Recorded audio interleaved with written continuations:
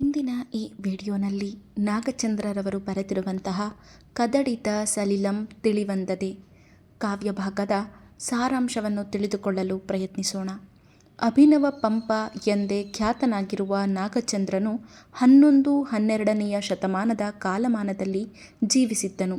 ಇಂದಿನ ವಿಜಯಪುರ ಅಂದರೆ ಬಿಜಾಪುರ ಈತನ ಸ್ಥಳ. ಬಾಲಚಂದ್ರ ಮೇಘಚಂದ್ರ ಯತಿಗಳು ನಾಗಚಂದ್ರನ ಗುರುಗಳು.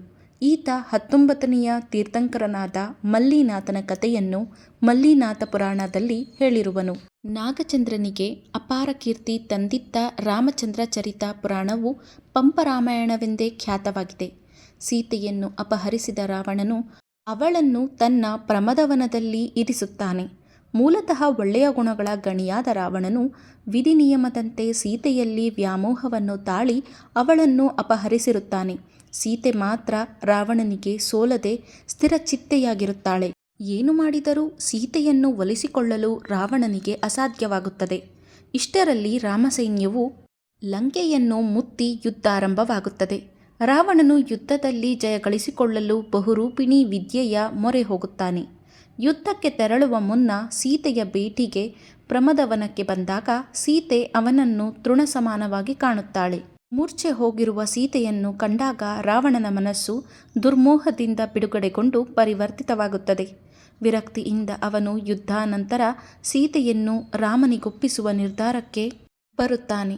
ರಾವಣನು ಬಹುರೂಪಿಣಿ ವಿದ್ಯೆಯನ್ನು ಒಲಿಸಿಕೊಳ್ಳುವ ಸಂದರ್ಭದಿಂದ ಈ ಪದ್ಯಭಾಗವು ಆರಂಭಗೊಳ್ಳುತ್ತದೆ. ಪಾಪದ ಕೆಟ್ಟ ಪರಿಣಾಮವನ್ನು ತಾನೇ ಅಳಿದುಕೊಂಡನು. ಕದಡಿದ ನೀರು ತಿಳಿಯಾಗುವಂತೆ ತನ್ನನ್ನು ತಾನೇ ತಿಳಿದುಕೊಂಡು ಮನಸ್ಸು ತಿಳಿಯಾದ ರಾವಣನಿಗೆ ಸೀತೆಯ ಬಗ್ಗೆ ವೈರಾಗ್ಯದ ಭಾವನೆಯನ್ನು ಹೊಂದಿದನು. ಉದಾತ್ತ ಮನೋಭಾವನೆಯುಳ್ಳ ರಾವಣನ ಮನಸ್ಸಿನಲ್ಲಿ ಕೂಡ ತಿಳಿ ನೀಲಿಯಾಕಾಶದಂತೆ ಸ್ವಚ್ಛ ಸ್ಥಿರ ಭಾವನೆಯು ಹೊರಹೊಮ್ಮಿತು.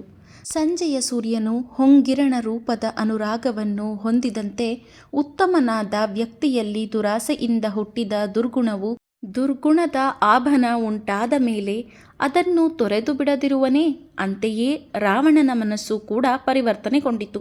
ಇದಕ್ಕೆ ಆಕೆಯು ಮೂರ್ಛೆ ಹೋದುದೇ ಕಾರಣವೋ ಅಥವಾ ಸೀತೆಯ ಮೇಲಿದ್ದ ಕಾಮಾಂಧತೆಯೂ ತೊಳೆದು ಹೋಯಿತೋ?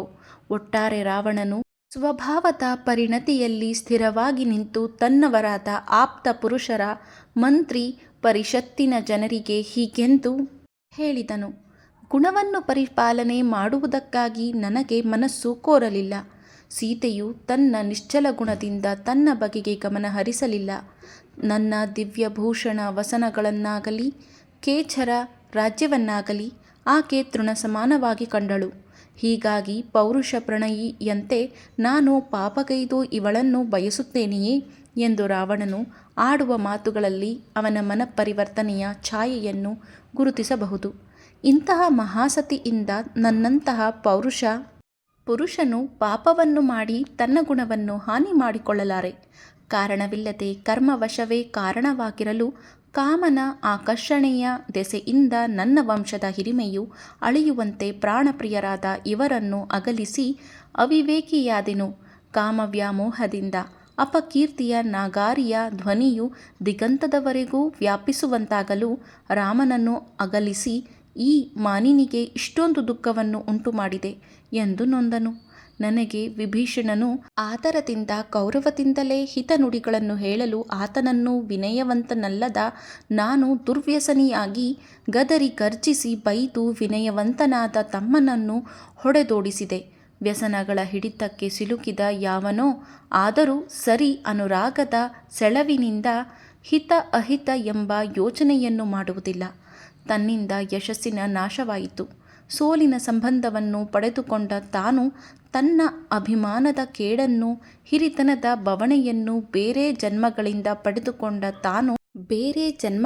ಪಡೆದುಕೊಂಡ ಉತ್ತಮಗತಿಯನ್ನು ಆತ್ಮೀಯ ಗೆಳೆಯರ ವ್ಯಥೆಯನ್ನು ಜನರು ಆಡಿಕೊಳ್ಳುವ ಅಪವಾದವನ್ನು ವಿಷಯ ಲಾಲಸೆಗಳೆಂಬ ಮದ್ಯದ ಅಮಲೇರಿದ ಮನಸ್ಸಿನವರಾದ ವ್ಯಸನಿಗಳಾದವರು ಯಾರೇ ಆಗಲಿ ಇದನ್ನೆಲ್ಲ ತಿಳಿಯಲಾರರು ಎಂದು ಉದ್ವೇಗದಿಂದ ನುಡಿದು ತನ್ನಲ್ಲಿ ತಾನು ಹೀಗೆಂದುಕೊಂಡನು. ಆದರೆ ಆ ಕ್ಷಣವೇ ಅವಳನ್ನೊಪ್ಪಿಸುವ ಉದ್ದೇಶ ಅವನದಲ್ಲ. ಬದಲಿಗೆ ಆತ ಈಗಲೇ ಸೀತೆಯನ್ನು ರಾಮನಿಗೊಪ್ಪಿಸಿ ಬಿಟ್ಟರೆ ಇದುವರೆಗೆ ತಾನು ತೋರಿದ ಪರಾಕ್ರಮ ಮತ್ತು ಅಧಿಕ ಸಾಮರ್ಥ್ಯ ವೀರ ಬಿರುದುಗಳು ವ್ಯರ್ಥಗೊಳ್ಳುತ್ತವೆ. ಹಾಗಾಗಬಾರದು. ಆದ್ದರಿಂದ ಎರಡೂ ಕಡೆಯ ಸೈನ್ಯ ನನ್ನ ಬಾಹುಬಲದ ಪರಾಕ್ರಮವನ್ನು ಕಂಡು ಹೊಗಳುವಂತೆ ಯುದ್ಧ ಮಾಡಿ ರಾಮ ಲಕ್ಷ್ಮಣರನ್ನು ವಿರಥರನ್ನಾಗಿಸಿ ಸೆರೆ ಹಿಡಿದು ತಂದು ಆನಂತರ ರಾಮನಿಗೆ ಸೀತೆಯನ್ನು ಒಪ್ಪಿಸುವೆ ಎಂದು ಯೋಚಿಸುತ್ತಾನೆ.